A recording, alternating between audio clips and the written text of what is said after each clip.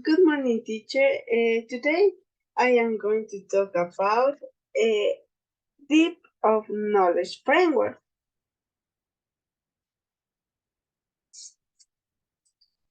Well, this framework was developed by Norman Webb. According to Norman Webb, the DOC framework is a way to measure the complexity of tasks that the students are asked to complete. He mentioned that this theory was designed to provide a common language and set of expectations for educators to use when designing and evaluating instruction. And at the same time, all the students have access to simulating and meaningful learning experience. Well, the DOC framework is organized in 4 levels of cognitive complexity. In the level 1, tasks are the simple and require learners to require information or perform simple procedures.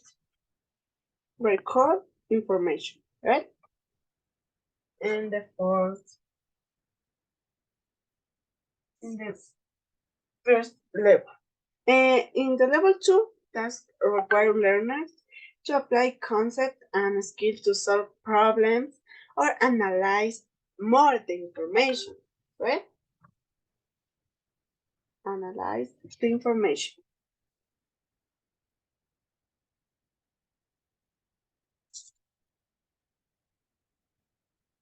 In the level 3, tasks require learners to reason, plan, and use evidence to support their thinking. Reasons and plan.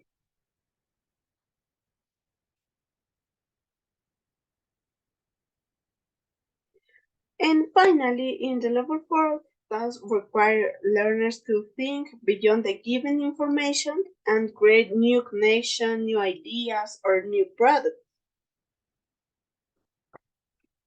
Create new ideas, right?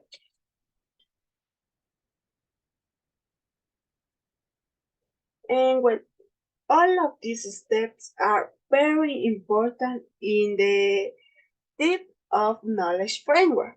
But from my point of view, I consider that the TOEFL framework has a clear and more precise way of teaching, which helps to design activities according to the level of cognitive complexity so that the teacher can easily determine the students' previous knowledge and skills, which is why I consider it one of the most effective curricula since it helps students to be more independent in the class. Eh, well, that's all. Thank you, teacher. Okay, now I explain about Bloom's taxonomy. First, what is Bloom's taxonomy?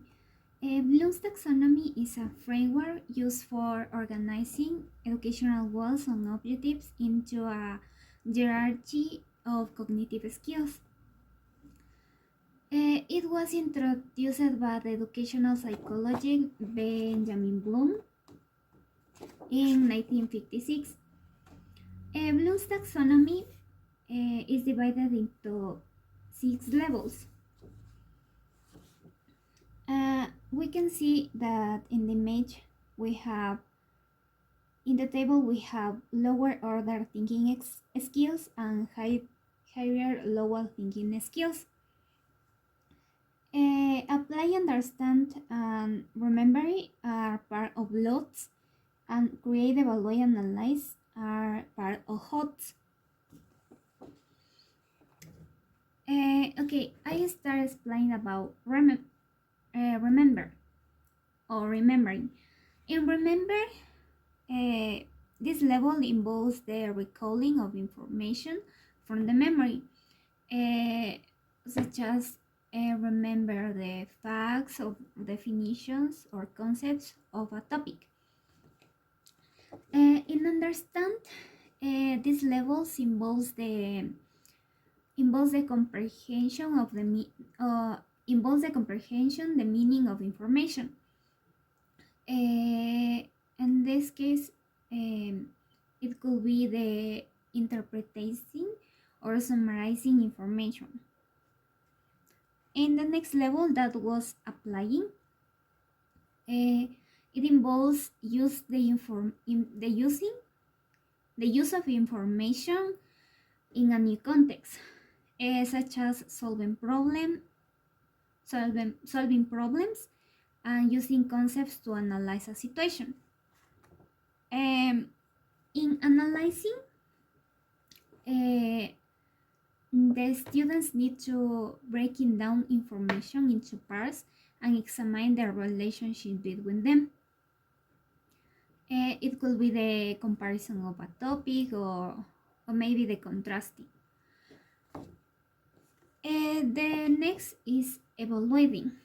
In evaluating, students need to make judgments about the value or quality of information that they have.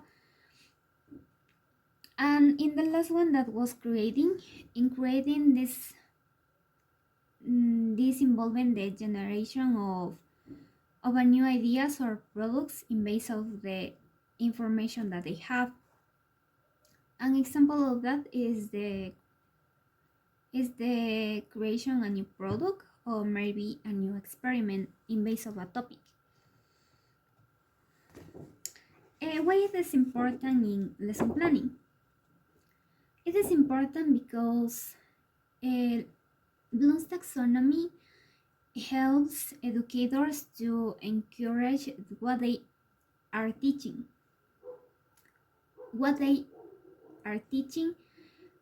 To a range of cognitive levels.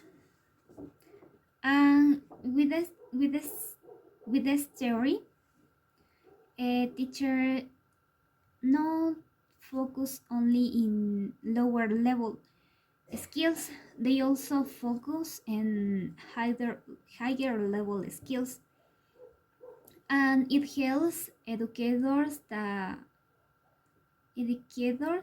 to apply different activities in base of that that help students to develop the critical thinking and better understanding the material that they have. And that's all for my topic. Good afternoon, teacher. My name is Harold Guaman, and today I'm going to explain about internet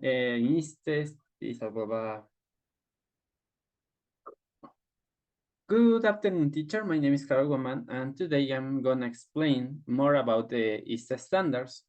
First, ISTE is meaning International Society for Technology in Education. This framework was developed by Helen Crompton, and the meaning of this is standards. The ISTE standards are a set of guidelines for educators, students, and administrators to ensure that technology is used effectively in education. The standard provides a framework for the use of technology in education that promotes innovation, creativity, and critical thinking. This ISTE standard has 5 steps or 5 categories. The first is inspiring or facilitate and inspire student learning. This step focuses on creating an environment where students can learn effectively through technology. The second step is designing. Design and deliver digital learning and experience and assessments. This standard is all about creating learning experience that the use of technology and assessing student learning in a digital age. The third, this is the modeling, model and digital work and learning. This standard emphasizes that teachers must be adept at using of technology in their own work or in order to model the same for their students. The fourth step is promote and model digital citizenship and responsibility. This standard highlights the importance of teaching students how to use the technology responsibly and safely in order to create a good environment at the use of technology. And the five standard of our step is engaging professional growth and leadership. This encourages teachers to continue learning and develop their own technological skills while also being leaders in their schools and communities in regards to technology integration. Also, for me, this framework is very important at the use of in education. For example, you can prepare students for the digital age in order that at this time the technology is very useful in the classroom and in education. It's important to learn to the students how to use it effectively, responsibility, in order to be successful in their future careers or their future learning. Also, increase the engagement and motivation. Many students can develop a good environment in classroom in order to use the technology, because this technology can provide a different tools in order to create like maps, charts, also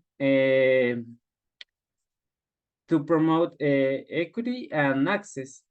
Using technology in classroom can help the level to playing field for students who may not have access to resources outside of school. And that's all.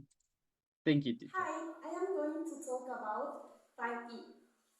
According to Roger 5E, led the Biological Science Curriculum Study, team that designed and created the 5E instructional model in 1987.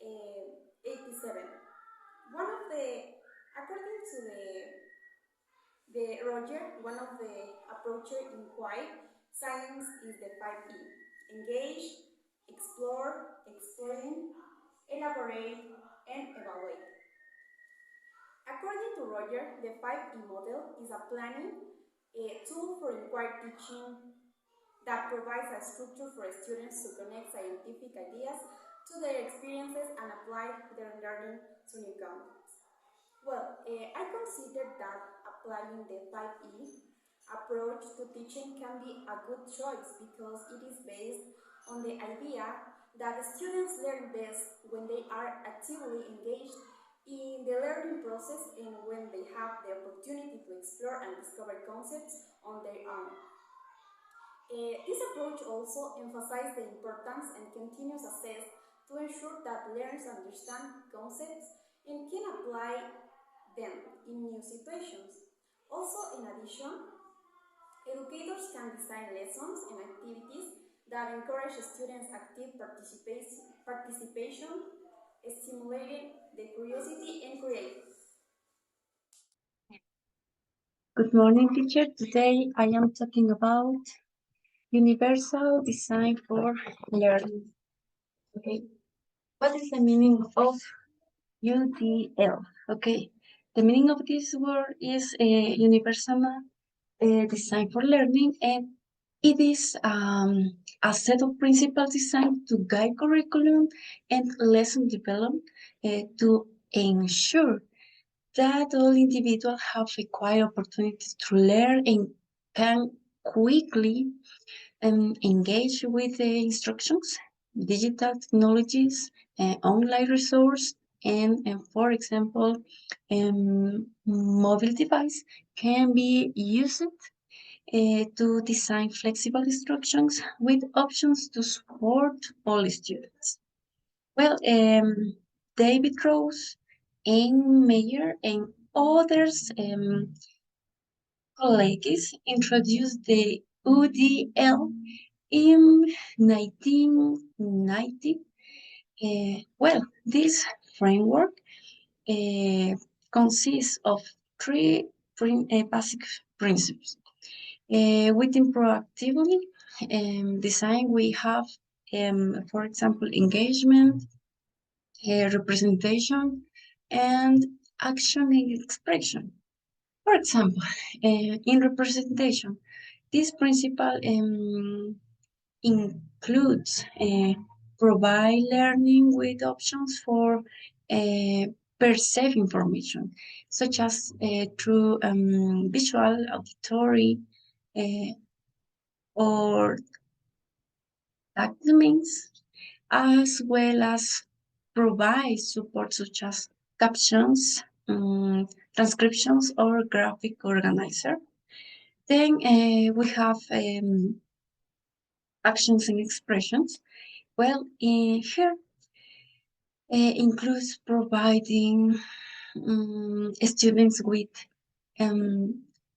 choose about how they can to learn material such as speaking, writing, drawing, or using technology. This is the idea. As well, for example, as provide support, such as, for example, the feedback. Then we have engagement. In this case, involves providing learners with multiple ways and ways to engage with the learning materials and make their motivation and interest. This is the idea. And finally, we have the implementation and redesign and reflect. Okay. Well, in my point of view, I believe I think that universal design for learning is inclusive and promotes the idea that each learning is unique, thus meeting the diverse needs of all learners. For example, I believe that this framework create flexible. Yes, flexible. I have this that the meaning of this framework is consistent, flexible in use and presentation. What is the meaning of this word? Well, I I think that in this framework creates flexible and adaptive learning environments that can accommodate the diverse needs of learners and provide them with multiple learning pathways, and encourage educators to incorporate a variety of teaching methods. Yes, teaching methods. For example, here we have introduction methods. And for example, materials and technology to promote multiple means of representation, expression, and engagement of for learners. This is the main idea. Well, I think others, for example, in universal design for learning, here there are several reasons why it is good to use this framework in education. For example, in this framework, improve learning outcomes by providing multiple learning pathways, and UDL can help students help students develop their strength and overcome their weakness and reach their full potential and help in the preparation yes, for the future, because UDL helps students become lifelong learners capable of adapting to new challenges and opportunities. Thank you.